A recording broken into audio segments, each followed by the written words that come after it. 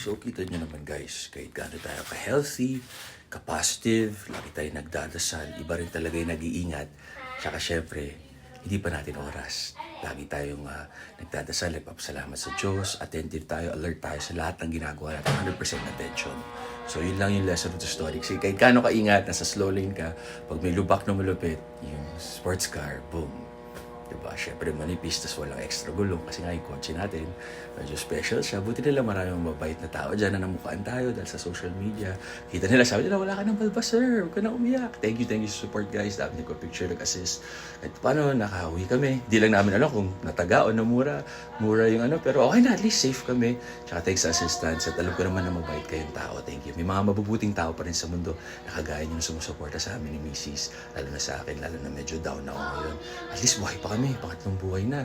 ACL, MCL, tas yung, tas ngayon naman yung sa kotse. Tama kayo, maliw na siya,